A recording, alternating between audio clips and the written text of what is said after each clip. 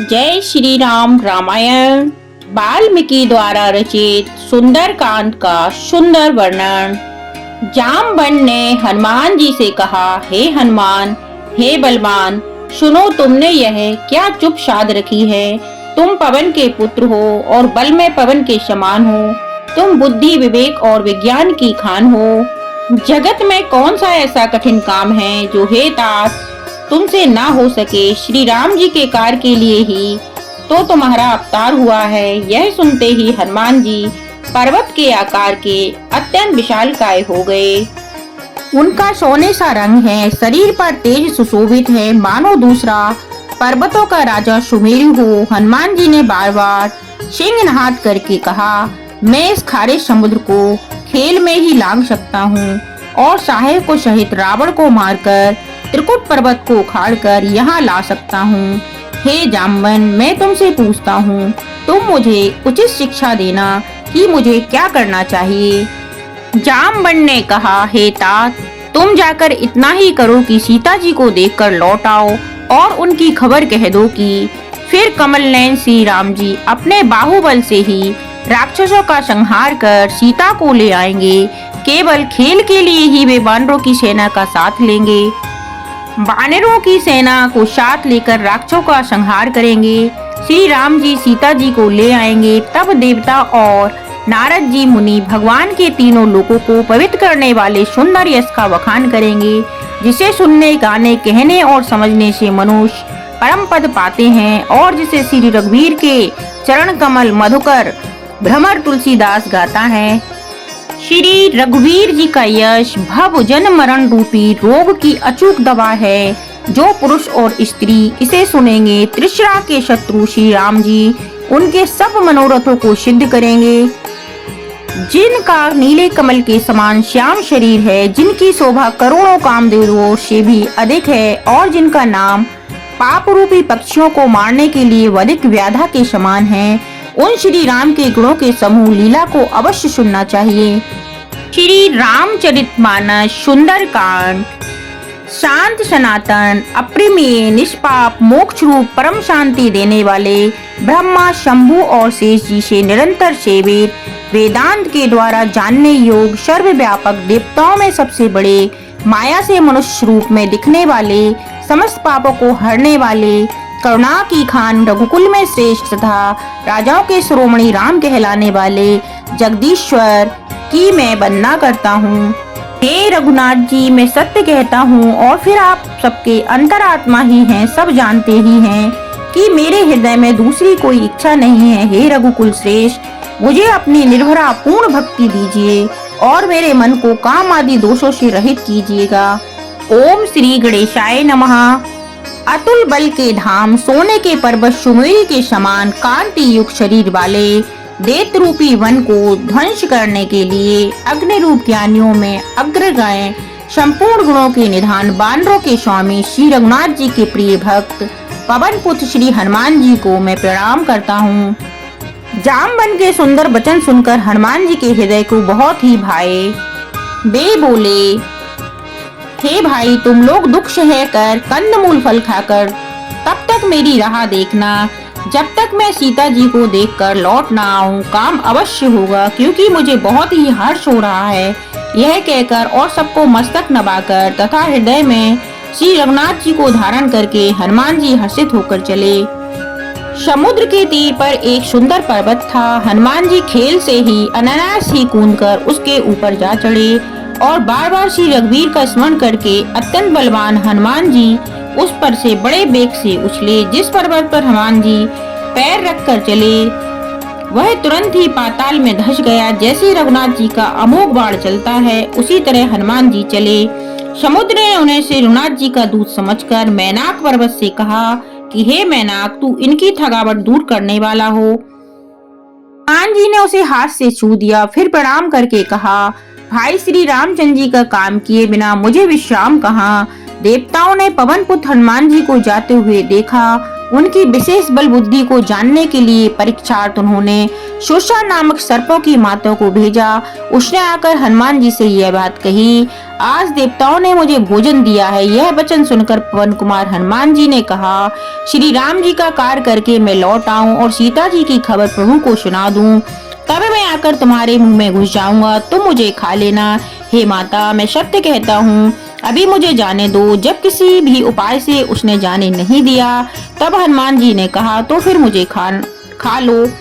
उसने योजन भर 4 कोसों में मुंह फैलाया। तब हनुमान जी ने अपने शरीर को उससे दूना बढ़ा लिया। उसने 16 योजन का मुख किया। हनुमान जी ने तुरंत ही 32 योजन के हो गए। जैसे जैसे सुरसा मुख का विस्तार बढ़ाती थी, हनुमान जी उसका दूना रूप दिखलाते थे। उसने 100 योजन 400 कोस का मुख किया। तब हनुमान जी ने बहुत ही छोटा रूप धारण कर लिया और वे उसके मुख में घुसकर तुरंत फिर बाहर निकल आए और उसे सिर नवाकर विदा मांगने लगे। उसने कहा, मैंने तुम्हारे बुद्धि बल का भेद पा लिया, जिसके लिए देवताओं ने मुझे भेजा था। तुम श्री रामचंद्र जी का सब कार्य अवश्य करोगे, क्योंकि तुम बल बुद्धि के भंडार हो। यह आशीर्वाद देकर भय चली गई। तब हनुमान जी हर्षित होकर चले। समुद्र में एक राक्षसी रहती थी। वह माया करके आकाश में उड़ते हुए पक्षी को पकड़ लेती थी। आकाश में जो जीव जंतु उड़ा करते थे, वह जल में उनकी परछाई देखकर उस परछाई को पकड़ लेती थी, जिससे वे उड़ नहीं सकते थे और जल में गिर पड़ते थे। इस प्रकार वह सदा आकाश में उड़ने वाले जीवों को खाया करती थी। उसने वही छल हनुमान जी से भी किया। हनुमान जी ने तुरंत ही उसका कपट पहचान लिया। पवन पुत्र धीर बुद्धि वीर श्री हनुमान जी उसको मारकर समुद्र के पार गए। वहां जाकर उन्होंने उनकी शोभा देखी। मधु पुष्प रस के लोभ से भौरे गुंजार कर रहे थे। अनेकों प्रकार के वृक्ष फल फूलों से शोभित हैं। पक्षियों और पशुओं के समूह को देखकर तो वे मन ही बहुत ही प्रसन्न हुए। सामने एक विशाल पर्वत देखकर हनुमान जी भय त्याग कर उस पर दौड़कर जा चढ़े। शिव जी कहते हैं, हे उमा, उसमें बानर हनुमान की कुछ बड़ाई नहीं है। यह प्रभु का प्रताप है, जो काल को भी खा जाता है। पर्वत पर चढ़कर उन्होंने लंका देखी। बहुत ही बड़ा किला है, कुछ कहा नहीं जाता। वह अत्यंत ऊंचा है। उसके चारों ओर समुद्र है। सोने के परकोटे, 4 दीवारी का परम प्रकाश हो रहा है। विचित्र मणियों से जड़ा हुआ सोने का परकोटा है। उसके अंदर बहुत से सुंदर सुंदर घर है। चौराहे, बाजार, सुंदर मार्ग और गलियां हैं। सुंदर नगर बहुत प्रकार से सजा हुआ है। हाथी, घोड़े, खच्चरों के समूह तथा पैदल और रथों के समूह को कौन गिन सकता है। अनेक रूपों के राक्षसों दल है। उनकी अत्यंत बलवती सेना वर्णन करते नहीं बनती। वन बाग, उपवन, बगीचे, फुलवाड़ी, तालाब, कुएं और बावलियां शोभित हैं। मनुष्य, नाग, देवता और गंधर्वों की कन्याएं अपने सौंदर्य से मुनियों के भी मनों को मोह लेती हैं। कहीं पर्वत के समान विशाल शरीर वाले बड़े ही बलवान मल्ल गरज रहे हैं। वे अनेकों अखाड़ों में बहुत प्रकार से भिड़ते और एक दूसरे को ललकारते हैं। भयंकर शरीर वाले करोड़ों योद्धा यत्न करके नगरी के चारों दिशाओं में रखवाली करते हैं। कहीं दुष्ट राक्षस भैंसों, मनुष्यों, गायों, गधों और बकरी को खा रहे हैं। हे तुलसीदास जी ने इनकी कथा इसलिए कुछ थोड़ी सी कही है कि ये निश्चय ही श्री रामचंद्र जी के बाण रूपी तीर्थों में शरीर को त्याग कर परम गति पावेंगे। नगर में बहुसंख्यक रखवालों को देखकर हनुमान जी ने मन में विचार किया कि अत्यंत छोटा रूप धरूं और रात के समय नगर में प्रवेश करूं। हनुमान जी ने के समान छोटा सा रूप धारण कर लिया। अक्षर रूप में हो गए। उन्होंने श्री रामचंद्र जी का स्मरण करके लंका चले। लंकनी नाम की एक राक्षसी रहती थी। वह बोली, मेरा निरादर करके बिना पूछे मुझे कहाँ चल रहा है। हे मूर्ख, तूने मेरा भेद नहीं जाना। जहाँ तक चोर हैं, वे सब मेरे आहार हैं। महाकपि हनुमान जी ने उसे घूसा मारा, जिससे वह खून की उल्टी करती हुई पृथ्वी पर लुढ़क पड़ी।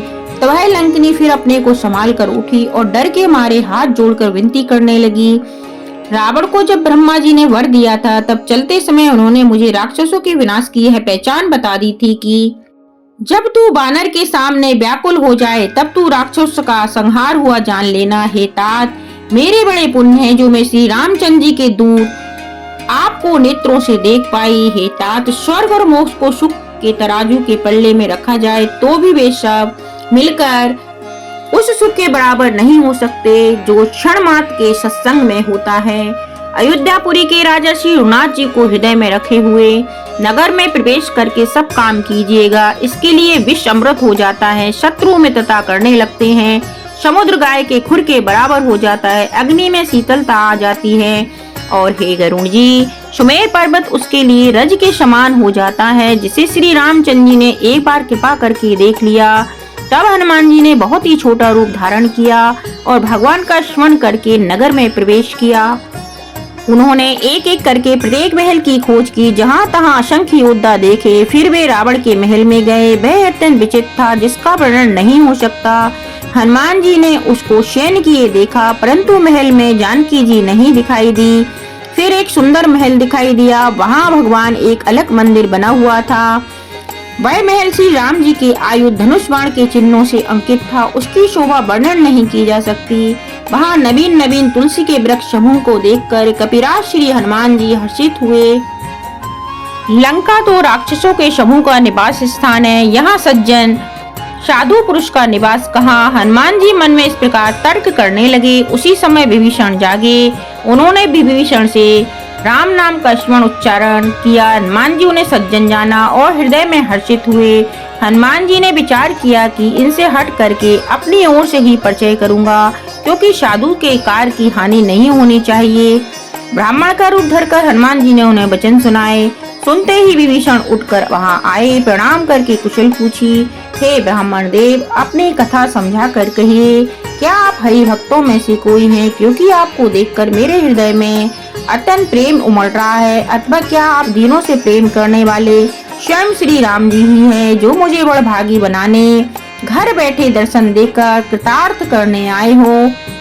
तब हनुमान जी ने श्री रामचंद्र जी की सारी कथा कहकर अपना नाम बताया। सुनते ही दोनों के शरीर पुलकित हो गए और श्री राम जी के गुण समूह का स्मरण करके दोनों के मन में बड़ा आनंद हो गए। विभीषण ने कहा, हे पवन पुत्र, मेरी रहने सुनो। मैं यहाँ वैसे ही रहता हूँ जैसे दांतों के बीच में विचारी जीव है। हे तात, मुझे अनाथ जानकर शूलकुल के श्री रामचंद्र जी से क्या कभी मुझ पर कृपा करेंगे? मेरा तामसी राक्षस शरीर होने से साधन तो कुछ बनता नहीं और मन में श्री रामचंद्र जी के चरण कमल में प्रेम ही है। परंतु हे हनुमान, अब मुझे विश्राम हो गया कि श्री राम जी ही मुझ पर कृपा करेंगे, क्योंकि हरि की कृपा के बिना संत नहीं मिलते हैं। जब श्री रघुवीर ने कृपा की है, तभी तो आपने मुझे हट करके अपनी ओर से दर्शन दिए हैं। हनुमान जी ने कहा, हे विभीषण जी, सुनिए, प्रभु की यही रीति है कि वे सेवक पर सदा ही प्रेम किया करते हैं। भला कहिए, मैं ही कौन बड़ा कुलीन हूँ, जाति का चंचल वानर हूँ और सब प्रकार से नीच हूँ। प्रातः काल जो मेरे लोगों का नाम ले ले तो उस दिन उसे भोजन ना मिले। हे सखा, सुनिए, मैं ऐसा अधम हूँ, पर श्री रामचंद्र जी ने मुझ पर भी कृपा की है। भगवान के गुणों का स्मरण करके हनुमान जी के दोनों नेत्रों में प्रेम आंसुओं का जल भराया। जो जानते हुए भी ऐसे स्वामी श्री रघुल की को भलाकर विश्वों के पीछे भटकते फिरते हैं, वे दुखी क्यों ना हो। इस प्रकार श्री राम जी के गुण समूह को कहते हुए उन्होंने परम शांति प्राप्त की। फिर विभीषण जी ने श्री जानकी जी जिस प्रकार वहाँ लंका में रहती थी वह सब कथा कही। तब हनुमान जी ने कहा, हे भाई सुनो, मैं जानकी माता को देखना चाहता हूँ। विभीषण ने माता के दर्शन की सब युक्तियाँ उपाय कह सुनाई। तब हनुमान जी विदा लेकर चले। फिर वही रूप धरकर वहां गए जहां अशोक वन के जिस भाग में सीता जी रहती थी। सीता जी को देखकर हनुमान जी ने उन्हें मना मन ही प्रणाम किया। तब उन्हें बैठे बैठे रात्रि के चारों पहर बीत गए। शरीर दुबला हो गया, सिर पर जटाओं की एक बेड़ी लठ है। हृदय में श्री रघुनाथ जी के गुण समूह का जाप स्मरण करती रहती हैं। श्री जानकी जी नेत्रों को अपने चरणों में लगाए हुए नीचे की ओर देख रही हैं और मन श्री रामचंद्र जी के चरण कमलों में लीन है। जानकी जी को दीन दुखी देखकर पवन पुत्र हनुमान जी बहुत ही दुखी हुए। हनुमान जी की वृक्ष पत्तों में छिप रहे और विचार करने लगे कि हे भाई, क्या करूं, दुख को दूर कैसे करूं। उसी समय बहुत सी स्त्रियां को साथ लेकर सज धज कर रावण वहां आया। उस दुष्ट ने सीता जी को बहुत प्रकार से समझाया, साम दान भय और भेद दिखलाया। रावण ने कहा, हे सुमुखी, हे सयानी, सुनो, मंदोदरी आदि सब रानियों को मैं तुम्हारी दासी बना दूंगा। यहाँ मेरा प्रण है, तुम एक बार मेरी ओर देखो तो सही। अपने परम स्नेही कौशलाधीश श्री रामचंद्र जी का स्मरण करके जानकी जी ने तिनके की आड़ पर्दा करके कहने लगी, हे दशमुख, सुन, जुगनू के प्रकाश से कभी कमलनी खिल सकती है, जानकी जी फिर कहती हैं, तू अपने लिए भी ऐसा ही मन में समझ ले रे दुष्ट। तुझे श्री रघुवीर के बाण की खबर नहीं है रे पापी। तू मुझे सोने में हर लाया है रे अधम निर्लज। तुझे लज्जा नहीं आती अपनों के जुगनू के समान और रामचंद्र जी को सूर के समान सुनकर और सीता जी के कठोर वचनों को सुनकर रावण तलवार निकाल कर बड़े गुस्से में आकर बोला, सीता तूने मेरा अपमान किया है, मैं तेरे सिर को इस कठोर के बाण से काट डालूंगा। नहीं तो जल्दी मेरी बात मान ले हे सुमुखी, नहीं तो जीवन से हाथ धोना पड़ेगा।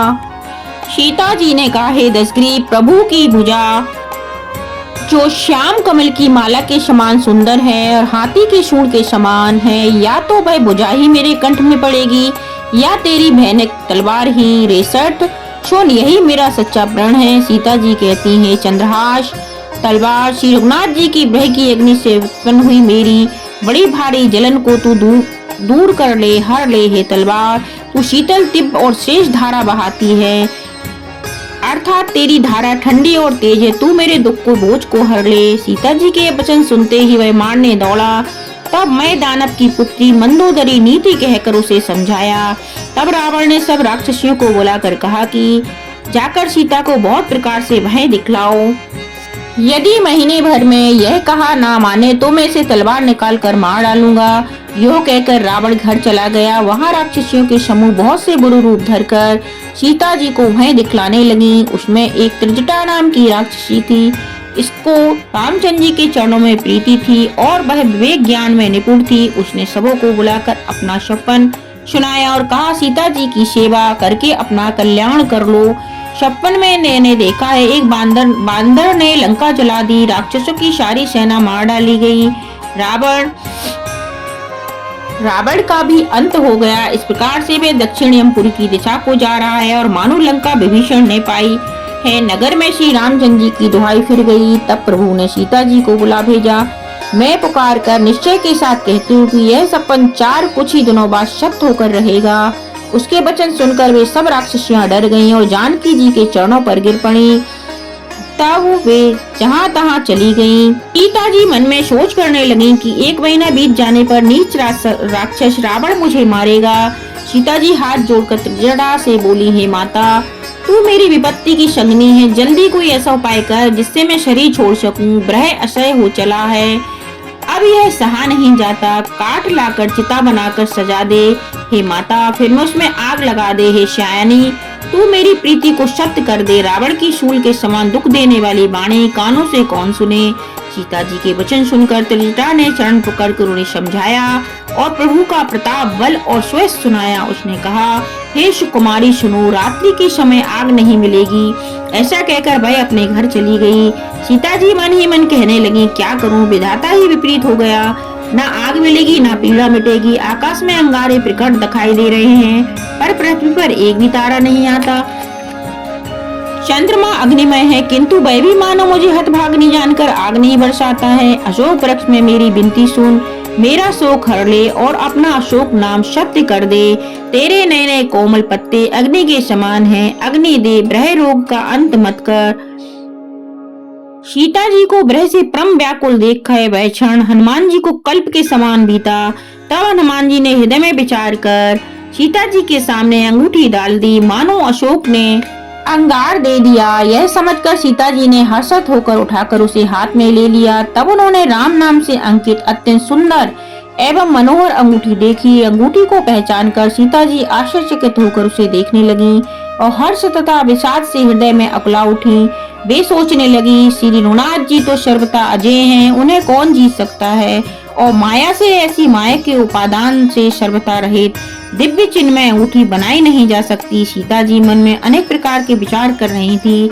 उसी समय हनुमान जी मधुर वचन बोले। वे श्री रामचंद्र जी के गुणों का वर्णन करने लगे, जिनके सुनते ही सीता जी का दुख भाग गया। वे कान और मन लगाकर उन्हें सुनने लगी। हनुमान जी ने आदि से लेकर सारी कथा कह सुनाई।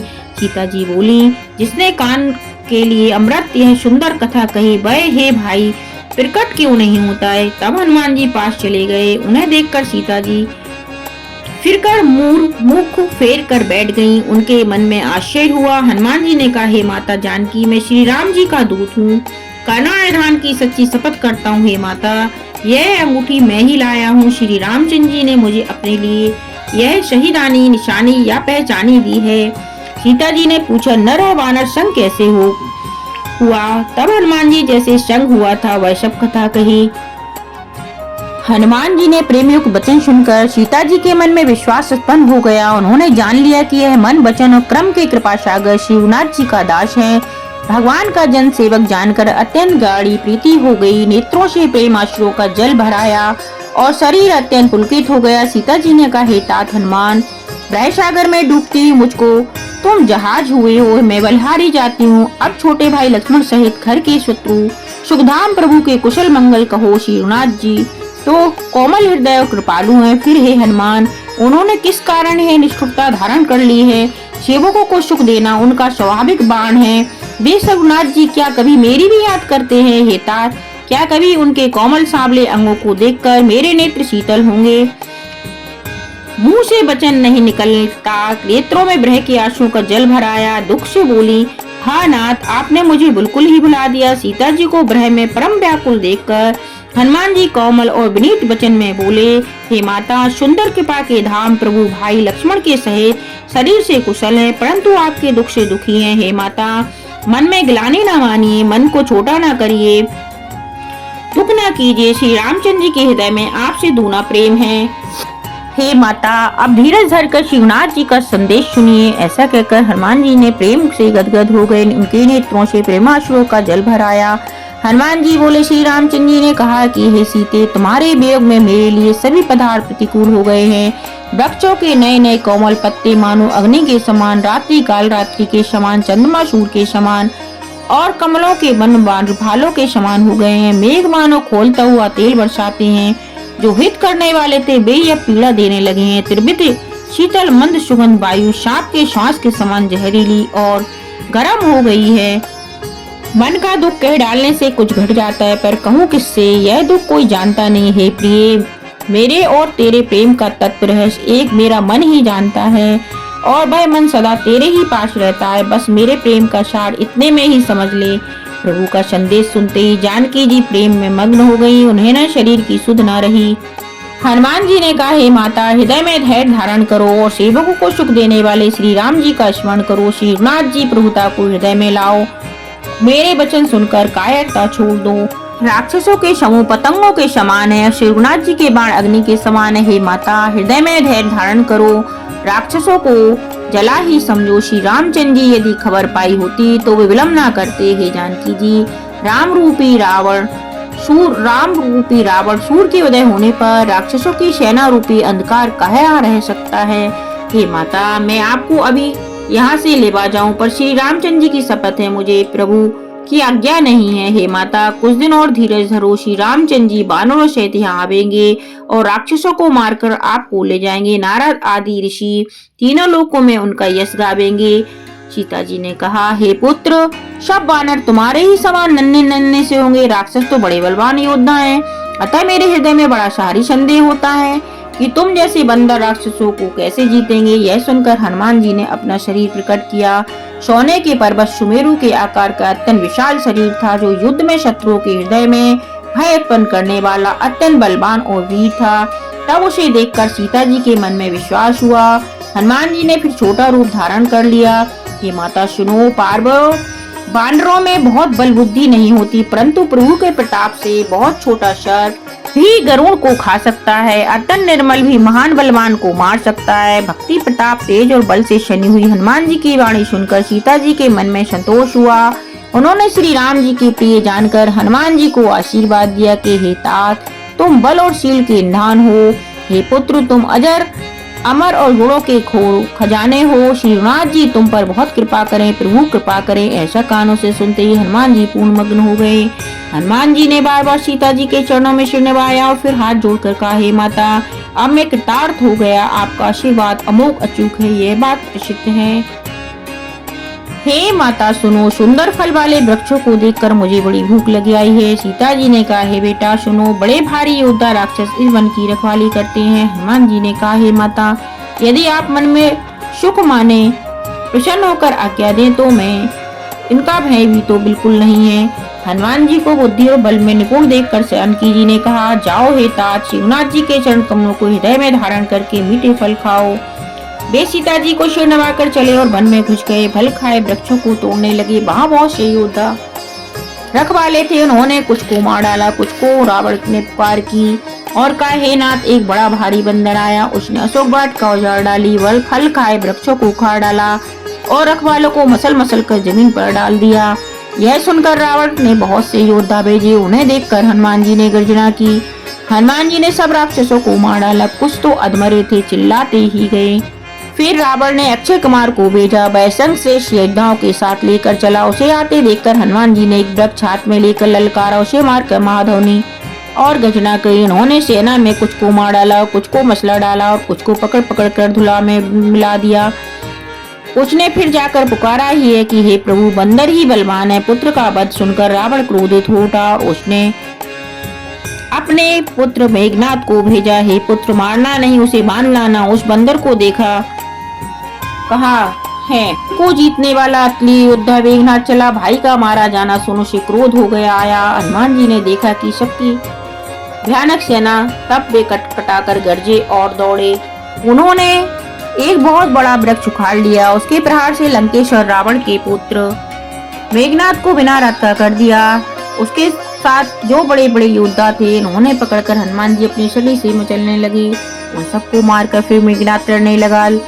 मानो दो गजराज हाथी भिड़ गए। हनुमान जी ने उसे एक घूसा मारकर वृक्ष पर जा चढ़े। उसको क्षण के लिए मूर्छा आ गई। अंत में उसने ब्रह्मशास्त्र का साधन किया। तब हनुमान जी मन में विचार किया कि यदि ब्रह्मास्त्र को नहीं मानता हूँ तो इसकी अपार महिमा मिट जाएगी। उसने हनुमान जी को ब्रह्म बाण मारा, जिसके लगते ही वह पेड़ से नीचे गिरे, परंतु गिरते समय भी उन्होंने बहुत सी सेना मार डाली। जब उसने देखा कि हनुमान जी मूर्छित हो गए हैं, तब वह उनको नागपाश में बांध कर ले गया। शिव जी कहते हैं, हे भवानी, सुनो, जिनका नाम जप कर ज्ञानी विवेकी मनुष्य संसार जन्म मरण के बंधन को काट डालते हैं, उनका दूत कहीं बंधन में आ सकता है, किंतु प्रभु के कार्य के लिए हनुमान जी ने स्वयं अपने को बंधा लिया। बंदर का बांधा जाना सुनकर राक्षस दौड़े कौतुक के लिए, तमाशा देखने के लिए। सभा में हनुमान जी ने जाकर रावण की सभा देखी। उनकी अत्यंत क्रूरता, ऐश्वर्य कुछ नहीं कही जा सकती थी। देवता और दिक्पाल हाथ जोड़े बड़ी नम्रता के साथ भयभीत हुए सब रावण को देख रहे थे। उसका ऐसा प्रताप देखकर भी हनुमान जी के में जरा भी डर नहीं हुआ। वे ऐसा निशंक खड़े रहे जैसे सर्पों के समूह में गरुड़ निशंक निर्भय रहते हैं। हनुमान जी को देखकर रावण दुर्वचन कहता हुआ खूब हंसा। फिर पुत्र वध का स्मरण किया तो उसके हृदय में विषाद उत्पन्न हो गया। लंकापति रावण ने कहा, अरे बानर, तू कौन है? किसके बल पर तूने मन को उखाड़ कर नष्ट कर डाला? क्या तूने कभी मुझे कानों से नहीं सुना? रेशट, मैं तुझे अत्यंत निशंक देख रहा हूँ। तूने किस अपराध से राक्षस मारे? रे मूर्ख, पता क्या मुझे तुझे प्राणों का भय नहीं? हे रावण, सुन, जिनका बल पाकर माया संपूर्ण ब्राह्मणों के समूह की रचना करती है, जिनके बल से हे दशीष ब्रह्मा विष्णु महेश सृष्टि का सृजन पालन संहार करते हैं, जिनके बल से सहस मुख फड़ों वाले शेष जी पर्वत और वंश समस्त ब्रह्मांड को सिर पर धारण करते हैं, जो देवताओं की रक्षा के लिए नाना प्रकार की देह धारण करते हैं, जो तुम्हारे जैसे मूर्खों को शिक्षा देने वाले हैं, जिनके शिव जी के कठोर धनुष को तोड़ डाला, उसी के साथ राजाओं की समूह का गर्भ चूर्ण कर दिया, जिन्होंने खरदूषण दिशा और बाली को मार डाला, जो सबके सब अतुलनीय बलवान थे, जिनके लेश मात्र बल से तुमने समस्त चराचर जगत को जीत लिया, जिनकी प्रिय पत्नी को तुम चोरी से हर लाए हो, मैं उन्हीं का दूत हूँ। मैं तुम्हारी प्रभुता की खूब जानता हूँ। शेषबाहु से तुम्हारी लड़ाई हुई थी और बाली से युद्ध करके तुमने यश प्राप्त किया था। हनुमान जी के मार्मिक वचन सुनकर रावण ने हंसकर बात टाल दी। हे राक्षसों के स्वामी, मुझे भूख लगी थी, इसलिए मैंने फल खाए और बानर सुहा के कारण वृक्ष तोड़े। मालिक, देह सबको परम प्रिय है। कुमार्ग पर चलने वाले दुष्ट राक्षस जब मुझे मारने लगे, तब जिन्होंने मुझे मारा उनको मैंने भी मारा। उस पर तुम्हारे पुत्र ने मुझको बांध दिया, किंतु मुझे अपने बांधे जाने की कुछ भी लज्जा नहीं है। मैं तो अपने प्रभु का कार्य करना चाहता था। हे रावण, मैं हाथ जोड़कर तुमसे विनती करता हूँ, तुम अभियान छोड़कर मेरी सीख सुनो। तुम अपने पवित्र कुल का विचार करके देखो, भ्रम को छोड़कर भक्त हरि भगवान को भजो। जो देवता राक्षस समस्त चराचर को खा जाता है, वह काल भी जिनके डर से अत्यंत डरता है, उससे कदापि बैर ना करो। मेरे कहने पर जानकी जी को दे दो। खर के शत्रु श्रीनाथ जी की शरणागतों की रक्षक और दया के समुद्र हैं। शरण जाने पर प्रभु तुम्हारा अपराध भुलाकर तुम्हें अपनी शरण में रख लेंगे। तुम श्री राम जी के चरण कमलों के हृदय में धारण करो। लंका अचल राज करो। ऋषि पुलिस जी का यश निर्मल चंद्रमा के समान है। उस चंद्रमा में तुम कलंक ना बनो। राम नाम के बिना वाणी शोभा नहीं पाती। मद मोह को छोड़ विचार कर देखो। हे देवताओं के शत्रु, सब गहनों से सजी हुई सुंदर स्त्री भी कपड़ों में बिना शोभा नहीं पाती। राम विमुख पुरुष की संपत्ति प्रभुता रही हुई भी चली जाती है। उसका पाना ना पाने के समान है। जिन नदियों के मूल में कोई जल स्रोत नहीं है, वे वर्षा बीत जाने पर फिर तुरंत ही सूख जाती है। हे रावण सुनो, मैं प्रतिज्ञा करके कहता हूँ कि राम विमुख की रक्षा करने वाला कोई भी नहीं है। हजारों शंकर, विष्णु और ब्रह्मा भी श्री राम जी के साथ द्रोह करने वाले तुमको नहीं बचा सकते। मोह ही जिसका मूल है, ऐसे अज्ञान जनित बहुत पीड़ा देने वाले तमरूप अभिमान का और अकूल के स्वामी कृपा के समुद्र भगवान श्री रामचंद्र जी का भजन करो। यद्यपि हनुमान जी ने भक्ति ज्ञान वैराग और नीति से सनी हुई बहस हुई हित की वाणी कही, तो भी वह महान अभिमानी रावण बहुत हंसकर व्यंग से बोला कि हमें यह बंदर बड़ा ज्ञानी गुरु मिला है। रे दुष्ट, तेरी मृत्यु निकट आई है। अधम लज्ज मुझे शिक्षा देने चला। हनुमान जी ने कहा, उससे उल्टा ही होगा, अर्थात तेरी मृत्यु तेरे निकट आई है, मेरी नहीं है। तेरा मति भ्रम बुद्धि का फेर है। मृत्यु प्रत्यक्ष जान लिया है। हनुमान जी के वचन सुनकर वह बहुत ही कुपित हो गया और बोला, अरे मूर्ख, प्राण शीघ्र ही क्यों न हर लेते। सुनते ही राक्षस उन्हें मारने दौड़े। उस समय मंत्रियों के साथ विभीषण वहां पहुंचे। उन्होंने सिर नवाकर बहुत ही विनय करके रावण से कहा, दूत को मारना नहीं चाहिए, नीति के विरुद्ध है गोसाई, कोई दूसरा दंड दिया जाए। सबने कहा, भाई यह सलाह उत्तम है। यह सुनते ही रावण हंसकर बोला, अच्छा तो बंदर को अंग भंग करके भेज कर लौटा दिया जाए। मैं सबको समझा कर कहता हूँ कि बंदर की ममता पूछ पर होती है, अतः तेल में कपड़ा डुबोकर उसे इसकी पूछ में बांधकर फिर आग लगा दो। जब बिना पूछ का यह बंदर अपने स्वामी के पास जाएगा, तब यह मूर्ख अपने मालिक को साथ ले आएगा, जिनकी इसने बहुत बड़ाई की है। बेजरा इनकी प्रभुता सामर्थ्य तो देखूं। यह वचन सुनते ही हनुमान जी मन में मुस्कुराए और मन ही मन बोले कि मैं जान गया, सरस्वती जी इसे ऐसी बुद्धि देने में सहायक हुई हैं। रावण के वचन सुनकर मूर्ख राक्षस वही पूछ में आग लगाने की तैयारी करने लगे। पूछ की लपटों में इतना कपड़ा और घी तेल लगाया कि नगर में कपड़ा, घी और तेल कम पड़ गया। हनुमान जी ऐसा खेल किया कि पूछ बढ़ गई, लंबी हो गई। नगरवासी लोग तमाशा देखने आए। वे हनुमान जी के पैर को देखने लगे और हंसने लगे। ढोल बजते हैं, सब लोग तालियां पीटते हैं। हनुमान जी को नगर में फिराकर फिर पूछ में आग लगा दी। अग्नि को जलती हुए देखकर हनुमान जी ने तुरंत ही बड़े छोटे रूप में हो गए। बंधन से निकलकर वे सोने की अटारियों पर चढ़े। उनको देखकर राक्षस की स्त्रियां भयभीत हो गईं। उस समय भगवान की प्रेरणा से 49 पवन चलने लगे। हनुमान जी अट्टहास करके गरजे और बढ़कर आकाश में जा लगे। देह बड़ी विशाल परंतु बहुत ही हल्की फुर्तीली है। वे दौड़कर एक महल से दूसरे महल पर चढ़ जाते हैं। नगर जल रहा है, लोग बेहाल हो गए हैं। आग करोड़ों भयंकर लपटें झपट रही हैं। हाय बप्पा, हाय मैया, इस अवसर पर हमें कौन बचावेगा। चारों ओर यही पुकार है। हमने तो पहले ही कहा था कि यह बानर नहीं, बानर का रूप धरे कोई देवता है। साधु के अपमान का यह फल है कि नगर अनाथ के नगर की तरह जल रहा है। हनुमान जी ने एक ही क्षण में सारा नगर जला डाला, एक भी भीषण का घर नहीं जलाया। शिव जी कहते हैं, हे पार्वती, जिन्होंने अग्नि को बनाया, हनुमान जी उन्हीं के दूत हैं, इसी कारण वे अग्नि से नहीं जले। हनुमान जी ने लौट कर सारी लंका को जला दिया। फिर वे समुद्र में कूद पड़े। पूछ बुझाकर थकावट दूर करके और फिर छोटा सा रूप धारण करके वे हनुमान जी श्री जानकी जी के सामने हाथ जोड़कर जा खड़े हुए। हनुमान जी ने कहा, हे माता, मुझे कोई चिन्ह पहचान दीजिए।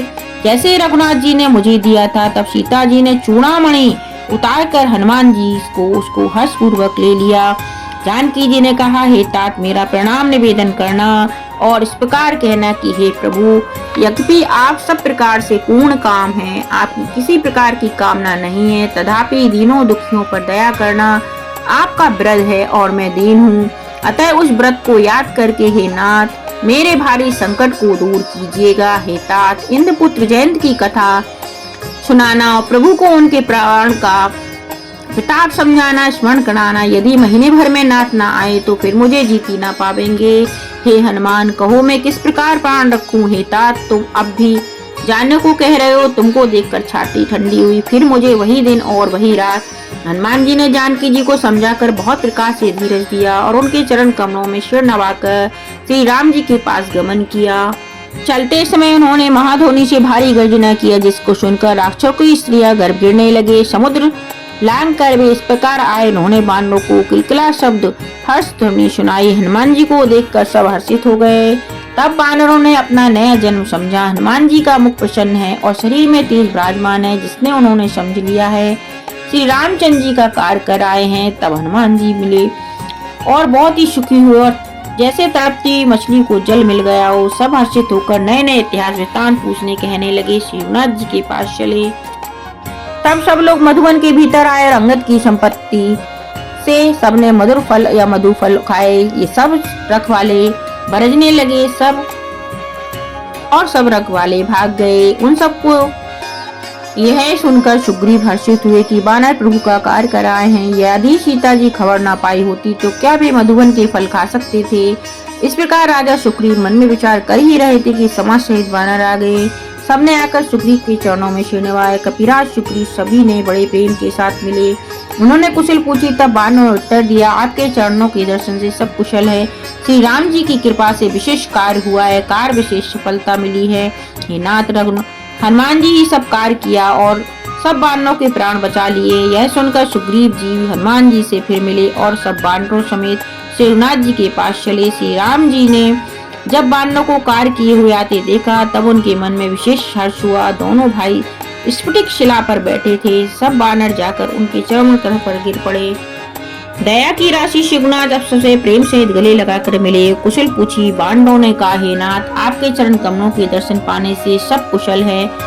जामवन ने कहा, हे रघुनाथ जी सुनिए। हे नाथ, जिस पर आप दया करते हैं उसे सदा कल्याण अनंतन कुशल है। देवता मनुष्य और मुनि सभी उस पर प्रसन्न रहते हैं। वही विजय है, वही विनयी है, वही गुणों का समुद्र बन जाता है। उसी का सुंदर यश तीनों लोकों में प्रकाशित होता है।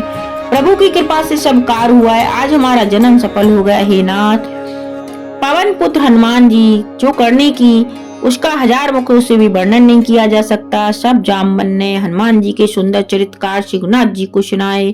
बेचरित सुनने पर कृपा निधि श्री रामचंद्र जी के मन को बहुत ही अच्छे लगे।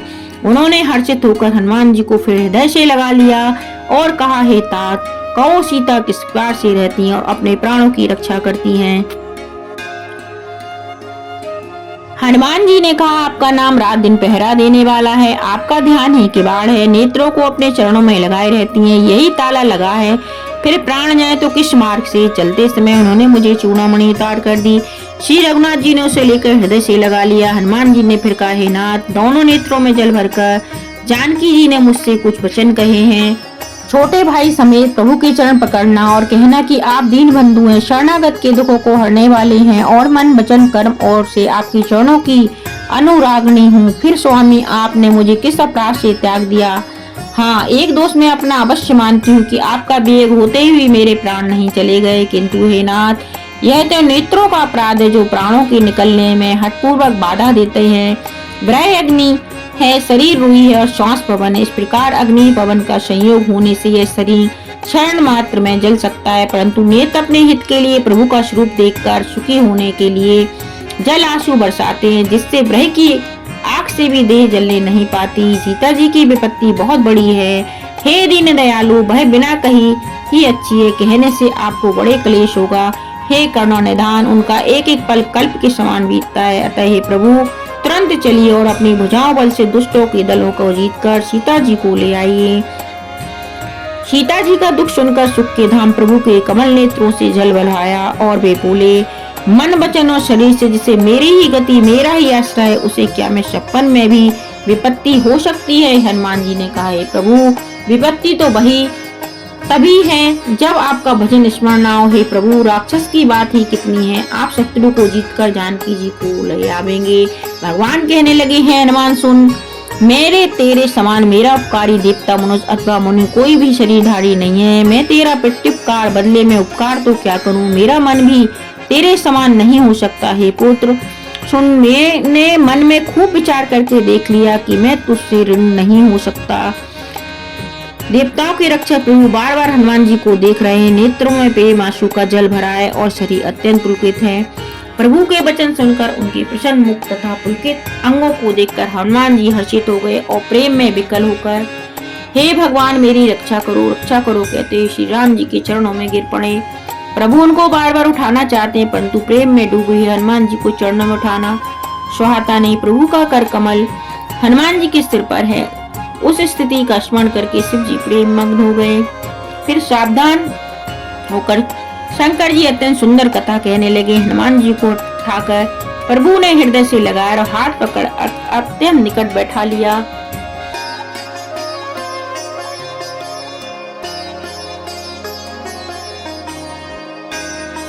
हे हनुमान, बताओ तो आपने रावण के द्वारा सुरक्षित लंका और उसके बड़े बांके किले को तुमने किस तरह जलाया। हनुमान जी ने प्रभु को प्रसन्न जाना और वे अभिमान रहित वचन बोले। बंदर का बस यही बड़ा पुरुषार्थ है कि वह एक डाल से दूसरी डाल पर चला जाता है। मैंने जो समुद्र लांग कर सोने का नगर जलाया और राक्षसगढ़ को मारकर अशोक वन को उजाड़ डाला, यह सब तो हे रघुनाथ जी आपकी ही कृपा का प्रताप है। हे नाथ, इसमें मेरी प्रभुता बड़ाई कुछ भी नहीं है। हे प्रभु, जिस पर आप प्रसन्न हैं उसके लिए कुछ भी कठिन नहीं है। आपके प्रभाव से रुई, जो स्वयं बहुत जल्दी जल जाने वाली वस्तु है, बड़वानल को निश्चय ही जला सकती है, अर्थात असंभव भी संभव हो सकता है। हे नाथ, मुझे अत्यंत सुख देने वाली अपनी निश्चल भक्ति कृपा करके दीजिए। हनुमान जी को अत्यंत शरण बाणी सुनकर हे भवानी, तब प्रभु श्री रामचंद्र जी ने एवं मस्तु ऐसा ही हो कहा। हे उमा, जिसने श्री राम का स्वभाव जान लिया उसे भजन छोड़कर दूसरी बात नहीं सुहाती। यह स्वामी सेवक का संवाद जिसके हृदय में आ गया, यही श्री रघुनाथ जी के चरणों की भक्ति पा गया। प्रभु के वचन सुनकर वानर गण कहने लगे, कृपालु आनंद कंद श्री राम की जय हो जय हो जय हो। तब श्री रघुनाथ जी ने कपिराज सुग्रीव को बुलाया और कहा, चलने की तैयारी करो। अब विलंब किस कारण किया जाए, वानरों को तुरंत आज्ञा दो। भगवान की यह लीला रावण वध की तैयारी देखकर बहुत से फूल बरसाकर और हर्षित होकर देवता आकाश से अपने अपने लोकों को चले। बानर राज सुग्रीव ने शीघ्र ही बानरों को बुलाया। सेनापतियों के समूह आ गए। बानर भालुओं के झुंड अनेक रंगों के हैं और उनमें अतुलनीय बल है। वे प्रभु के चरण कमलों में सिर नवाते हैं। महान बलवान रीछ और बानर गरज रहे हैं। श्री रामचंद्र जी ने बानरों की सारी सेना देखी, तब कमल नेत्रों से कृपा पूर्वक उनकी ओर दृष्टि डाली। राम कृपा का बल पाकर श्रेष्ठ वानर मानो पंख वाले बड़े पर्वत हो गए। तब श्री राम जी ने हर्षित होकर प्रस्थान किया। अनेक सुंदर और शुभ शकुन हुए, जिनकी कीर्ति सब मंगलों से पूर्ण है। उनके प्रस्थान के समय शकुन होना यह नीति है। प्रभु का प्रस्थान जानकी जी ने भी जान लिया। उनके बाएं अंग फड़फड़ाने लगे, मानो कह देते हैं कि श्री राम आ रहे हैं। जानकी जी को जो जो शकुन होते थे वही वही रावण के लिए अपशकुन हुए। सेना चली, उसका वर्णन कौन कर सकता है। असंख्य बानर और भालू गर्जना कर रहे हैं। नख ही जिनके शस्त्र हैं, वे इच्छा अनुसार चलने वाले रीछ बानर पर्वतों और वृक्षों को धारण किए कोई आकाश मार्ग से कोई पृथ्वी मार्ग पर चले जा रहे हैं। वे सिंह के समान गर्जना कर रहे हैं। दिशाओं के हाथी विचलित होकर चिंगाड़ रहे हैं। दिशाओं के हाथी चिंगाड़ने लगे, पृथ्वी डोलने लगी, पर्वत चंचल हो गए और समुद्र खलबला उठे। गंधर्व देवता मुनि नाग किन्नर सबके सब मन में हर्षित हुए हैं कि अब हमारे दुख टल गए। अनेकों करोड़ों भयानक बानर युद्ध कटकटा रहे हैं और करोड़ों ही दौड़ रहे हैं। प्रबल प्रताप कौशलनाथ श्री रामचंद्र जी की जय हो ऐसा पुकारते हुए वे उनके गुण समूह को गा रहे हैं। उदार सर्पराज शेष जीवी सेना का बोझ नहीं सह सकते, वे बार बार मोहित हो जाते हैं और पुनः पुनः कच्छप की कठोर पीठ को दांतों से पकड़ते हैं। ऐसा करते हैं वे कैसे शोभा दे रहे हैं, मानो श्री राम जी की सुंदर प्रस्थान यात्रा को परम सुहावनी जानकर उसकी अचल पवित्र कथा को सर्पराज शेष जी कच्छप की पीठ पर लिख रहे हों। इस प्रकार कृपा निधान श्री राम जी समुद्र तट पर जा उतरे। अनेकों रीछ बानर वीर जहाँ जहाँ फल खाने लगे। वहाँ जब से हनुमान जी लंका को जला कर गए, तब से राक्षस भयभीत रहने लगे। अपने अपने घरों में सब विचार करते हैं कि अब राक्षस कुल की रक्षा कौन करेगा। जिसके दूत का बल वर्णन नहीं किया जा सकता, उसके स्वयं नगर में आने पर कोई भलाई है ही नहीं। दूतियों से नगरवासियों ने वचन सुनकर मंदोदरी बहुत ही व्याकुल हो गई। वह एकांत में हाथ जोड़कर पति रावण के चरणों में लगी और नीति रस में पगी हुई वाणी बोली, हे प्रीतम, श्री हरि से विरोध छोड़ दीजिए। मेरे कहने को अत्यंत ही हितकर जानकर हृदय में धारण कीजिए। जिनके दूत की करने का विचार करते ही स्मरण आते हैं, राक्षसों की स्त्रियों के गर्भ गिर जाते हैं। हे प्यारे स्वामी, यदि भला चाहते हैं तो अपनी मंत्री को बुलाकर उनके साथ स्त्री को प्रेम पूर्वक भेज दीजिएगा। जिनके दूध की करने का विचार करते ही स्मरण आते ही राक्षसों की स्त्रियों के गर्भ गिर जाते हैं। सीता अपने कुल रूपी कमलों के वन को दुख देने वाली जाड़े की रात्रि के समान आई हैं। हे नाथ सुनिए, सीता को दे दीजिए। बिना लौटाए, बिना शंभु और ब्रह्मा किए भी आपका भला नहीं हो सकता। श्री राम जी के बाण सर्प समूह के समान हैं और राक्षसों के समूह मेंढक के समान। जब तक वे इन्हें ग्रस नहीं लेते तब तक हट छोड़कर उपाय कर लीजिए। मूर्ख और जगत प्रसिद्ध अभिमानी रावण कानों से उसकी वाणी सुनकर खूब हंसा और बोला, स्त्रियों का स्वभाव सचमुच ही बहुत डरपोक होता है। मंगल में भी भय करती हो। तुम्हारा मन हृदय बहुत ही कच्चा कमजोर है। यदि वानरों की सेना आवेगी तो बेचारे राक्षस उसे खाकर अपना जीवन निर्वाह करेंगे। लोकपाल भी जिसके डर से कांपते हैं, उसकी स्त्री डरती हो, यह बड़ी हंसी की बात है। रावण ऐसा कहकर हंसकर उसे हृदय से लगा लिया और ममता बढ़ाकर अधिक स्नेह दर्शाकर वह सभा में चला।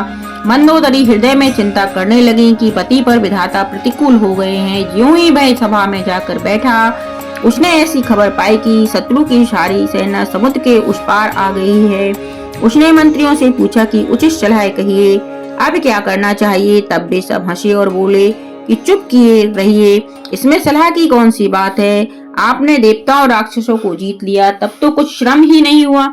फिर मनुष्य और बानर किस गिनती में हैं। मंत्री, वैद्य और गुरु के ये तीन यदि अप्रसन्नता के भय या लाभ की आशा से हितों को बात न कहकर प्रिय बोलते हैं तो राज्य, शरीर और धर्म इन तीनों का शीघ्र ही नाश हो जाता है। रावण के लिए भी यही सहायता आ बनी। मंत्री उसे सुना सुना कर मुंह पर स्तुति करते हैं। इसी समय अवसर जानकर विभीषण जी आए। उन्होंने बड़े भाई के चरण सिर नवाया। फिर वे सिर नवाकर अपने आसन पर बैठ गए और आज्ञा पाकर ये वचन बोले, हे कृपालु, जब आपने मुझसे बात पूछी ही है तो हे तात, मैं अपनी बुद्धि के अनुसार आपके हित की बात कहता हूँ।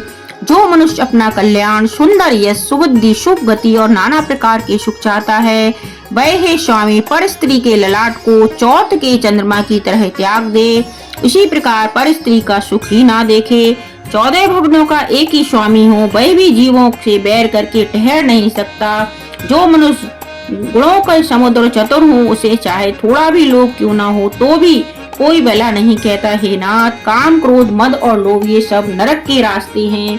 इन सब को छोड़कर श्री राम जी को भजिए, जिन्हें संत सत्पुरुष भजते हैं। हे तात, राम मनुष्य ही राजा नहीं है, वे समस्त लोकों के स्वामी और काल के भी काल हैं। वे संपूर्ण ऐश्वर्य, यश, श्री, धर्म, वैराग्य एवं ज्ञान के भंडार हैं। वे निरामय, विकार रहित, अजन्मा, व्यापक, अजय, अनादि और अनंत ब्रह्म हैं। उन कृपा के समुद्र भगवान ने पृथ्वी, ब्राह्मण, गौर, देवताओं के हित करने के लिए ही मनुष्य शरीर धारण किया है। हे भाई सुनिए, वे सेवों को आनंद देने वाले, दुष्टों के समूह का नाश करने वाले और वेद तथा धर्म की रक्षा करने वाले हैं। बैर त्याग कर उन्हें मस्तक नवाइए, वे शिवनाथ जी की शरणागत का दुख नाश करने वाले हैं। हे नाथ, उन प्रभु सर्वेश्वर को जानकी जी दे दीजिए और बिना ही कारण स्नेह करने वाले श्री राम जी को भजिए, जिसे संपूर्ण जगत से द्रोह करने का पाप लगा है। शरण जाने पर प्रभु उसका भी त्याग नहीं करते। जिनका नाम तीनों पापों को नाश करने वाला है, वे ही प्रभु भगवान मनुष्य रूप में प्रकट हुए हैं। हे रावण, हृदय में यह समझ लीजिए। हे दशशीष, मैं बार बार आपके चरणों में लगता हूँ और विनती करता हूँ कि मान, मोह और मद को त्याग कर आप कौशलपति श्री राम जी का भजन कीजिए। मुनि पुलिस जी ने अपने शिष्य के हाथ का यह बात कहला भेजी। हे तात, सुंदर अवसर पाकर मैंने तुरंत ही वह बात प्रभु आपसे कह दी है। माल्यवान नामक एक बहुत ही बुद्धिमान मंत्री था। उसने उन विभीषण के वचन सुनकर बहुत सुख माना और कहा, हे तात, आपके छोटे भाई नीति विभूषण, नीति के भूषण रूप में धारण करने वाले अर्थात नीतिमान हैं। विभीषण जो कुछ कह रहे हैं उसे हृदय में धारण कीजिए। रावण ने कहा, ये दोनों मूर्ख शत्रु की महिमा बखान कर रहे हैं, यहाँ कोई है, उन्हें दूर करो ना। तब माल्यवान तो घर लौट गया और विभीषण जी हाथ जोड़कर फिर कहने लगे, हे नाथ, पुराण और वेद ऐसा कहते हैं, सुबुद्धि और कुबुद्धि सबके हृदय में रहती है। जहाँ सुबुद्धि है वह नाना प्रकार की संपदाएं सुख रहती है। जहाँ कुबुद्धि है वह परिणाम में विपत्ति दुख रहती है। आपके हृदय में उल्टी बुद्धि आवश्यक है, इसी से आप हित को अहित और शत्रु को मित्र मान रहे हैं। जो राक्षस कुल के लिए काल रात्रि के समान है, उन पर सीता पर आपकी बड़ी प्रीति है। हे तात, मैं चरण पकड़कर आपसे भीख मांगता हूँ, विनती करता हूँ कि आप मेरे दुलार रखिए। श्री राम जी को सीता जी दे दीजिए, जिसमें आपका हित न हो। विभीषण ने पंडितों पुराणों वेदों समस्त वाणी से नीति बखाकर कहा, पर उसे सुनते ही रावण क्रोधित होकर उठा और बोला, रे दुष्ट, अब मृत्यु तेरे निकट आ गई है।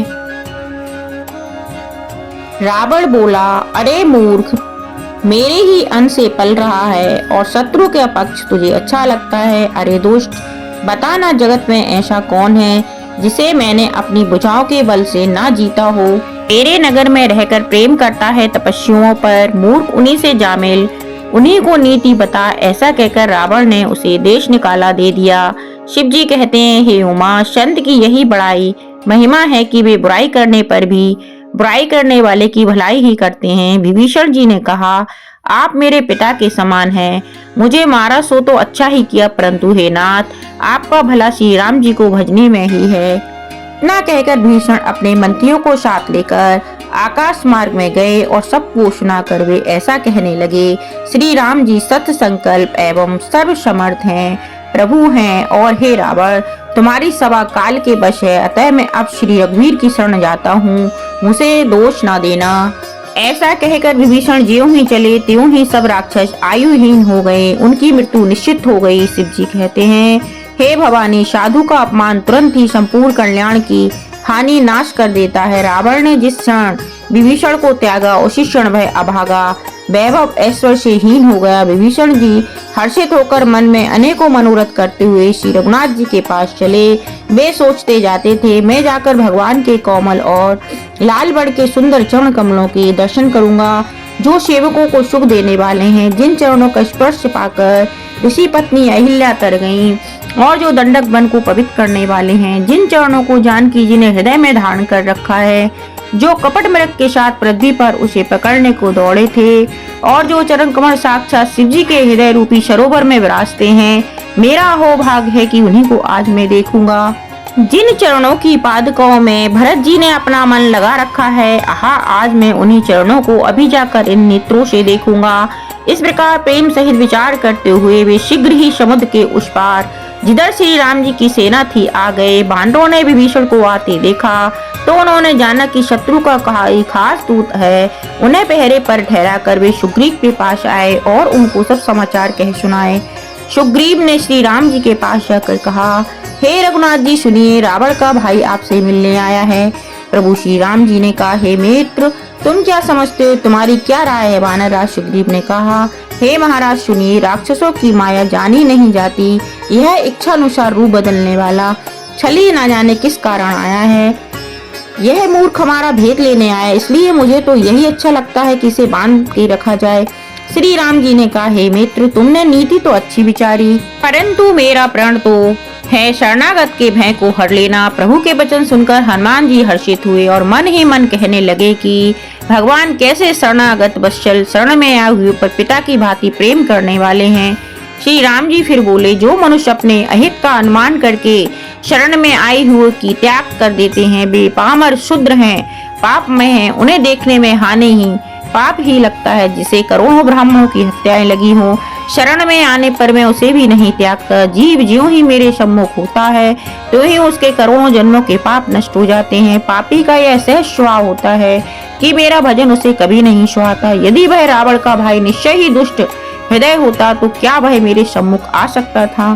जो मनुष्य निर्मल मन का होता है वही मुझे पाता है, मुझे कपट और छलछिद नहीं सुहाते। यदि उसे रावण ने भेद लेने को भेजा है तब भी हे सुग्रीव, अपने को कुछ भी भय या हानि नहीं है, क्योंकि हे सखे, जगत में जितने भी राक्षस हैं, लक्ष्मण क्षण भर में उन सबको मार सकते हैं, और यदि वह भयभीत होकर मेरे शरण आया है तो मैं उसे प्राणों की तरह रखूंगा।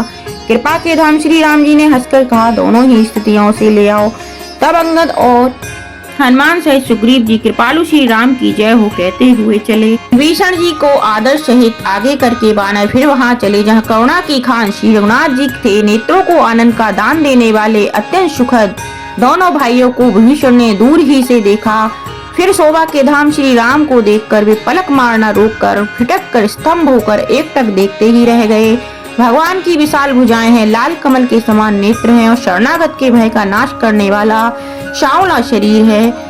छिंज के कंधे हैं, विशाल वक्ष स्थल, चौड़ी छाती, अत्यंत शोभा दे रहा है। असंख्य कामदेवों को मन को मोहित करने वाला मुख है। भगवान के स्वरूप को देखकर विभीषण के नेत्रों में प्रेम आंसुओं का जल भर आया और शरीर अत्यंत पुलकित हो गया। फिर उन्होंने धीरज धरकर उन्होंने कमल वचन कहे, हे नाथ, मैं दशमुख रावण का भाई हूँ। हे देवताओं के रक्षक, मेरा जन्म राक्षस कुल में हुआ। मेरे तामसी शरीर है, स्वभाव से मुझे पाप प्रिय है। जैसे उल्लू को अंधकार पर सहज स्नेह होता है, मैं कानों से आपका श्वेत सुनकर आया हूँ कि प्रभु भव जन्म मरण के भय का नाश करने वाले हैं, दुखियों के दुख दूर करने वाले और शरणागत को सुख देने वाले श्री रघुवीर मेरी रक्षा कीजिए, रक्षा कीजिए। मैं उन्हें ऐसा कहकर दंडवत करते देखा तो वे अत्यंत हर्षित होकर उठे। विभीषण के दीन वचन सुनने पर प्रभु के मन को बहुत ही भाए। उन्होंने अपनी विशाल भुजाओं से पकड़कर उनको हृदय से लगा लिया। छोटे भाई लक्ष्मण सहित गले मिलकर उनको अपने पास बैठाकर श्री राम जी भक्तों के भय को हरने वाले वचन बोले, हे लंकेश, परिवार सहित अपनी कुशल कहो।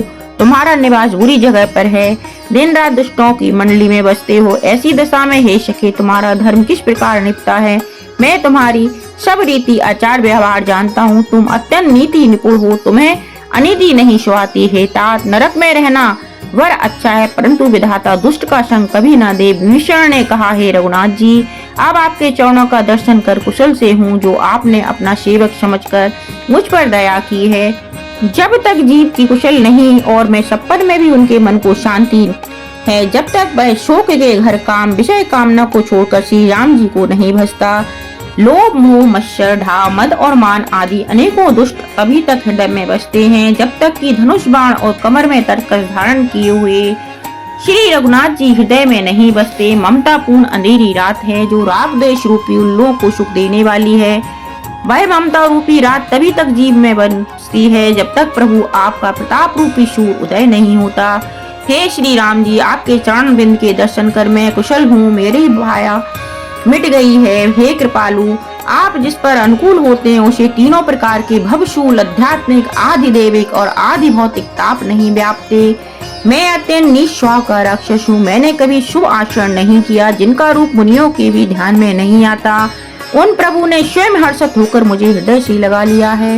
हे कृपा और सुख के पुत्र श्री राम जी, मेरा अत्यंत असीम सौभाग्य है जो मैंने ब्रह्मा और शिव जी के द्वारा सेवित युगल चरण कमलों में अपने नेत्रों से देखा। श्री राम जी ने कहा, हे सखा, सुनो, मैं तुम्हें अपना स्वभाव कहता हूँ, जिसे काकभूषणी शिव जी और पार्वती जी भी जानती हैं।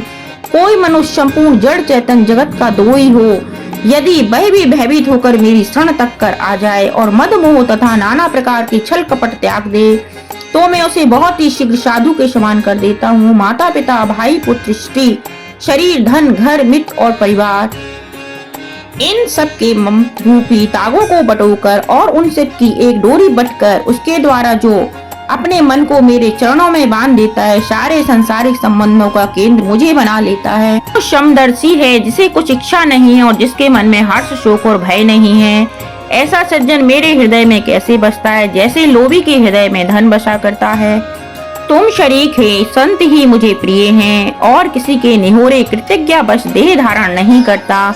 जो सगुण साकार भगवान के उपासक हैं, दूसरे के हित में लगे रहते हैं, नीति और नियमों में दृढ़ हैं और जिन्हें ब्राह्मणों के चरणों में प्रेम है, वे मनुष्य मेरे प्राणों के समान प्रिय हैं। हे लंकापति, सुनो, तुम्हारे अंदर उपयुक्त सब गुण हैं, इससे तुम मुझे अत्यंत ही प्रिय हो। श्री राम जी के वचन सुनकर सब वानरों के समूह कहने लगे, कृपा के समूह श्री राम जी की जय हो, जय हो। प्रभु की वाणी सुनते ही और उसे कानों के लिए अमृत जानकर विभीषण सिंह जी अगाते नहीं हैं। वे बार बार श्री राम जी के चरण कमलों को पकड़ते हैं। अपार प्रेम है, हृदय में समाता ही नहीं है। विभीषण ने कहा, हे देव, हे चराचर जगत के स्वामी, हे शरणागत के रक्षक, हे सबके हृदय के भीतर जानने वाले, सुनिए, मेरे हृदय में पहले कुछ वासना थी, वह प्रभु के चरण कमलों प्रीति रूपी नदी में बह गई। अब तो हे कृपालु, शिव जी के मन को सदैव प्रिय लगने वाली अपनी पवित्र भक्ति मुझे दीजिए। एवं मस्तु ऐसा ही हो कहकर रणधीर प्रभु श्री राम जी तुरंत ही समुद्र को का जल मांगा और कहा, हे सखा, यह भी तुम्हारी इच्छा नहीं है, पर मैं जगत में मेरा दर्शन अमोघ है, वह निष्फल नहीं जाता। ऐसा कहकर श्री राम जी ने उनको रास तिलक कर दिया और आकाश से पुष्पों की अपार वृष्टि हुई। श्री राम जी ने रावण के क्रोध रूपी अग्नि में जो अपने विभीषण की श्वास वचन रूपी पवन से प्रचंड हो रही थी, जलते हुए विभीषण को बचा लिया और उसे अखंड राज दिया। शिव जी ने जो संपत्ति रावण को 10 सिरों की बलि देने पर दी थी, वही संपत्ति श्री रघुनाथ जी ने विभीषण को बहुत सकुचते हुए दी।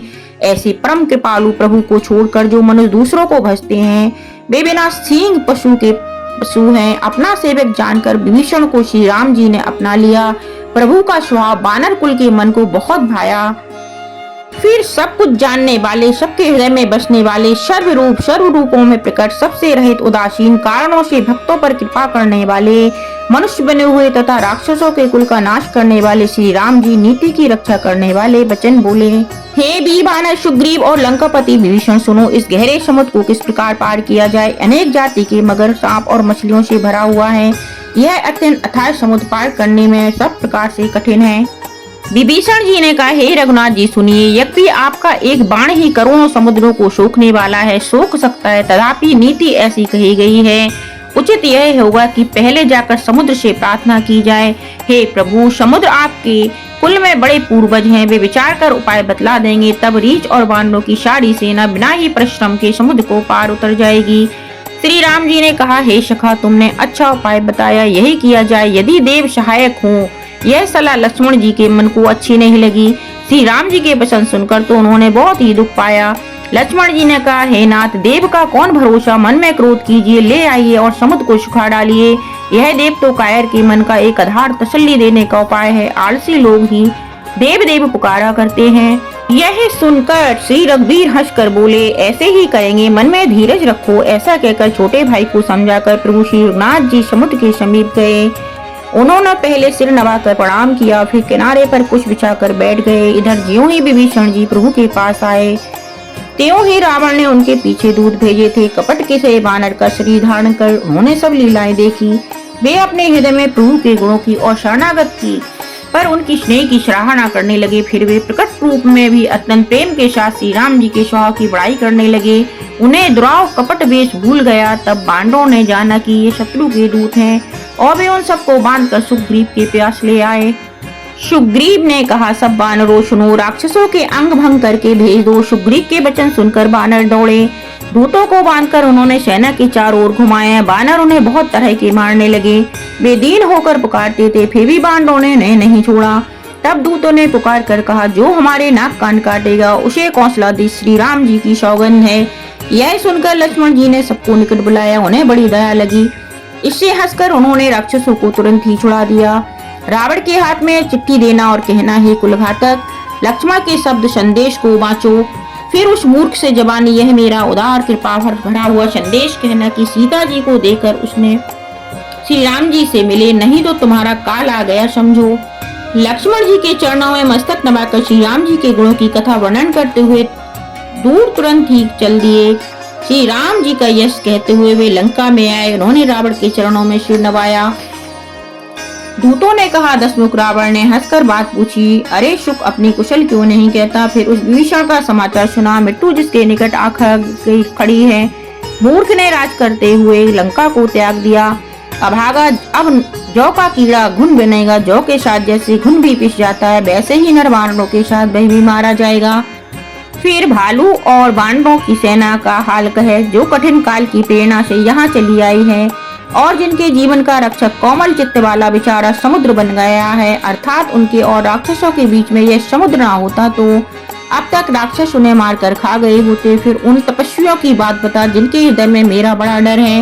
उनसे तेरी भेंट हुई या वे कानों में स्विच सुनकर ही लौट गए। शत्रु सेना का तेज और बल बताता कि उन्हें तेरा चित्त बहुत ही चकित भचक्का सा हो रहा है। दूत ने कहा, हे नाथ, आपने जैसे कृपा करके पूछा है वैसे ही क्रोध छोड़कर मेरा कहना मानिए। मेरी बात पर विश्वास कीजिए। जब आपका छोटा भाई श्री राम जी से जाकर मिला तब उसके पहुंचते ही श्री राम जी ने उसको रास्ते लिख कर दिया। हम रावण के दूत हैं, यह कानों से सुनकर बानरों ने हमें बांधकर बहुत कष्ट दिए, यहाँ तक कि वे हमारे नाक कान काटने लगे। श्री राम जी की शपथ दिलाने पर कहीं उन्होंने हमको छोड़ा।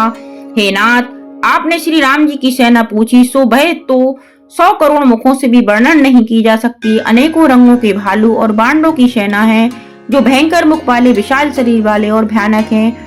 जिसने नगर को जलाया और अपने पुत्र अक्षय कुमार को मारा, उसका बल तो सब बांडवों में थोड़ा है।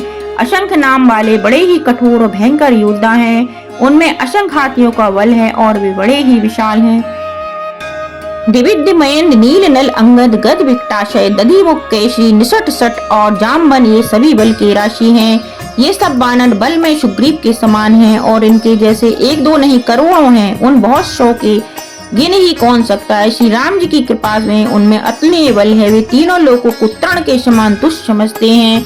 हे दशग्रीव, मैंने कानों से ऐसा सुना है कि 18 पद्म तो केवल बानरों के सेनापति हैं। हे नाथ, उस सेना में ऐसा कोई बानर नहीं जो आपको रण में ना जीत सके। सबके सब अत्यंत क्रोध से हाथ मीचते हैं, पर श्री रघुनाथ जी ने उन्हें आज्ञा नहीं देते। हम मछलियों और सांपों से समुद्र को सोख लेंगे, नहीं तो बड़े बड़े पर्वत से उसे भरकर पूरा पाट देंगे और रावण को मसलकर धूल में मिला देंगे। सब बानर ऐसा ही वचन कह रहे हैं। सब शहर ही निडर हैं, इस प्रकार गरजते और डपटते हैं मानो लंका को निगल ही जाना चाहते हैं। सब बानर भालू सहज ही सूरवीर हैं, फिर उनके सिर पर प्रभु सर्वेश्वर श्री राम जी हैं। हे रावण, वे संग्राम में करोड़ों कालों को जीत सकते। श्री राम जी के तेज सामर्थ्य और बल बुद्धि की अधिकता को लाखों शेष भी नहीं गा सकते। वे एक ही बाणन में सैकड़ों समुद्रों को सोख सकते हैं, परंतु नीति निपुण श्री राम जी ने नीति की रक्षा के लिए आपके भाई से उपाय पूछा है। उनके वचन सुनकर वे श्री राम जी समुद्र से राह मांग रहे हैं। उनके मन में कृपा भरी है, इसलिए वे उसे सोखते नहीं। दूत के वचन सुनते ही रावण खूब हंसा और बोला, जब ऐसी बुद्धि है तभी तो बानरों को सहायक बनाया है। स्वाभाविक ही डरपोक विभीषण के वचन को प्रमाण करके उन्होंने समुद्र से मचलना वाल हटाना है। अरे मूर्ख, झूठी बड़ाई क्या करता है। बस मैंने शत्रु राम के बल और बुद्धि की था पा ली है। जिसके विभीषण जैसा डरपोक मंत्री हो, उसे जगत में विजय और विभूति ऐश्वर्य कहाँ। और दुष्ट रावण के वचन सुनकर दूत को क्रोध बढ़ाया। उसने मौका समझकर पत्रिका निकाली और कहा, श्री राम जी के छोटे भाई लक्ष्मण ने यह पत्रिका दी है। हे नाथ, इसे बचवा कर छाती ठंडी कीजिए। रावण ने हंसकर उसे बाएं हाथ से लिया और मंत्री को बुलवाकर वह मूर्ख उसे बांचने लगा। पत्रिका में लिखा था, अरे मूर्ख, केवल बातों से ही मन को रिझाकर अपने कुल का नत भ्रष्ट कर श्री राम जी से विरोध करके तू विष्णु ब्रह्मा और महेश की शरण जाने पर नहीं बचेगा। या तो अभिमान छोड़कर अपने छोटे भाई विभीषण की भांति प्रभु के चरण कमलों का भ्रमर बन जा, अथवा रे दुष्ट श्री राम जी के बाण रूपनी अग्नि में परिवार सहित पतंगा हो जा। दोनों में से जो अच्छा लगे सो कर। पत्रिका सुनते ही रावण ने मन में भयभीत हो गया, परंतु मुख से ऊपर से मुस्कुराता हुआ वे सबको सुनाकर कहने लगा, जैसा कोई पृथ्वी पर पड़ा हुआ हाथ से आकाश को पकड़ने की चेष्टा करता हो, वैसे ही यह छोटा तपस्वी लक्ष्मण बाग विलास करता है, डींगे हाँकता है। सुख दूत ने कहा, हे नाथ, अभिमानी स्वभाव को छोड़कर इस पत्र में लिखी सब बातों को सत्य समझिए। क्रोध छोड़कर मेरा वचन सुनिए। हे नाथ, श्री राम जी से बैर त्याग दीजिए। यद्यपि श्री रघुवीर समस्त लोगों के स्वामी हैं, पर उनका स्वभाव अत्यंत ही कोमल है। मिलते ही प्रभु आप पर कृपा करेंगे और आपका एक भी अपराध बेहृदय में नहीं रखेंगे। जानकी जी श्री रघुनाथ जी को दे दीजिए। हे प्रभु, इतना कहना मेरा कीजिए। जब उस दूत ने जानकी जी को देने के लिए कहा, तब दुष्ट रावण उसको लात मारी। वह भी विभीषण की भांति चरणों में सिर नवाकर वहीं चला जहाँ कृपा सागर श्री रघुनाथ जी थे। प्रणाम करके उसने अपनी कथा सुनाई। श्री राम जी की कृपा से अपनी गति मुनि स्वरूप को पाई। शिव जी कहते हैं, हे भवानी, वह ज्ञानी मुनि था, अगस्त ऋषि के श्राप से राक्षस हो गया था। बार बार श्री राम जी के चरणों की वंदना करके वह मुनि अपने आश्रम को चला गया। इधर 3 दिन बीत गए, किंतु जड़ समुद्र विनय नहीं मानता। तब श्री राम जी क्रोध सहित बोले, बिना भय के प्रीत नहीं होती। हे लक्ष्मण, धनुष बाण लाओ, मैं अग्नि बाण से समुद्र को सोख डालूं। मूर्ख से विनय, कुटिल के साथ प्रीति, स्वाभाविक ही कंजूस से सुंदर नीति, उदारता का उपदेश, ममता में फंसे हुए मनुष्य ज्ञान की कथा, अत्यंत लोभी से वैराग्य का वर्णन, क्रोधी से सम शांति की बात और कामी से भगवान की कथा, इनका वैसा ही फल होता है जैसा ऊषर में बीज बोने से होता है, अर्थात ऊषर में बीज बोने की भांति यह सब व्यर्थ जाता है। ऐसा कहकर श्री रघुनाथ जी ने धनुष चढ़ाया। यह मत लक्ष्मण जी के मन को बहुत अच्छा लगा। प्रभु ने भयानक अग्निबाण संधान किया, जिससे समुद्र के हृदय के अंदर अग्नि की ज्वाला उठी, मगर सांप और मछलियों के समूह व्याकुल हो गए। जब समुद्र ने जीवों को जलते जाना, तब सोने के थाल में अनेक मणियों रत्नों को भरकर अभिमान छोड़कर वह ब्राह्मण के रूप में आया। काकभूषणी जी कहते हैं, हे गरुण जी सुनिए, चाहे कोई करोड़ों उपाय करके सांचे पर केले तो काटने पर ही फलता है, नीच विनय से नहीं मानता, वह डांटने पर ही झुकता है, रास्ते पर आता है। समुद्र ने भयभीत होकर प्रभु के चरण पकड़कर कहा, हे नाथ मेरे सब अवगुण दोष क्षमा कीजिए। हे नाथ, आकाश वायु अग्नि जल और पृथ्वी इन सब की करनी स्वभाव से ही जड़ है। आपकी प्रेरणा से माया ने इन्हें सृष्टि के लिए उत्पन्न किया है। सब ग्रंथों ने यही माना गया है। इसके लिए स्वामी जैसी आज्ञा है वे उसी प्रकार में रहने में सुख पाता है। प्रभु ने अच्छा ही किया जो मुझे शिक्षा दी, किंतु मर्यादा जीवों का स्वभाव भी आपकी ही बनाई हुई ढोल गवार सुत पशु और चित्र ये सब शिक्षा के अधिकारी हैं। प्रभु के प्रताप में सूख जाऊंगा और सेना पार उतर जाएगी। इसमें मेरी बड़ाई नहीं है, मेरी मर्यादा नहीं रहेगी। तथापि प्रभु की आज्ञा पाकर अर्थात आपकी आज्ञा का उल्लंघन नहीं हो सकता, ऐसा वेद गाते हैं। अब आपको जो अच्छा लगे करे, मैं तुरंत ही वही करूंगा। समुद्र के अत्यंत विनयित वचन सुनकर कृपालु श्री राम जी ने मुस्कुराकर कहा, हे तात, जिस प्रकार बानरों की सेना पार उतर जाए वह उपाय बताओ। समुद्र ने कहा, हे नाथ, नील और नल दो वानर भाई हैं। उन्होंने लड़कपन में ऋषि से आशीर्वाद पाया था। उनके स्पर्श कर लेने से ही भारी भारी पहाड़ भी आपके प्रताप से समुद्र पर तैर जाएंगे। मैं भी प्रभु की प्रभुता को हृदय में धारण कर अपने बल के अनुसार जहाँ तक मुझसे बन पड़ेगा सहायता करूंगा। हे नाथ, इस प्रकार समुद्र को बांधिए जिससे तीनों लोकों में आपका सुंदर यश गान गाया जाए। इस बाण से मेरे उत्तर तट पर रहने वाले पाप राशि दुष्ट मनुष्यों का वध कीजिए। कृपालु और रणधीर श्री राम जी ने समुद्र के मन की पीड़ा सुनकर उसे तुरंत ही हर लिया, अर्थात बाणों ने उन दुष्टों का वध कर दिया। श्री राम जी की भारी बल और पौरुष देखकर समुद्र हर्षित होकर सुखी हो गया। उसने उन दुष्टों का सारा चरित्र प्रभु को कह सुनाया। फिर चरणों की वंदना करके समुद्र चला गया। समुद्र अपने घर चला गया। श्री रघुनाथ जी को यह मत उसकी सलाह अच्छी लगी। यह कलियुग के पाप को हरने वाली है। इसे तुलसीदास ने अपनी बुद्धि के अनुसार गाया है। श्री रघुनाथ जी के गुण समूह धाम के साथ संदेह का नाश करने वाले और विषाद दमन करने वाले हैं। अरे मूर्ख मन, तू संसार का सब आशा भरोसा त्याग कर निरंतर इन्हें गा और सुन। श्री रघुनाथ जी का गुणगान संपूर्ण सुंदर मंगलों को देने वाला है। जो इसे आदर सहित सुनेंगे वे किसी बिना जहाज के ही अन्य साधन के ही भव सागर को तर जाएंगे। मास परायण 24वां विश्राम इति श्रीमद् रामचरितमानस सकल कल्किस विध्वंस के 25 सोपान समाप्त। कलयुग के समस्त पापों का नाश करने वाले श्री रामचरितमानस का यह 5वां सोपान समाप्त हुआ। तो श्री रामचंद्र जी की जय।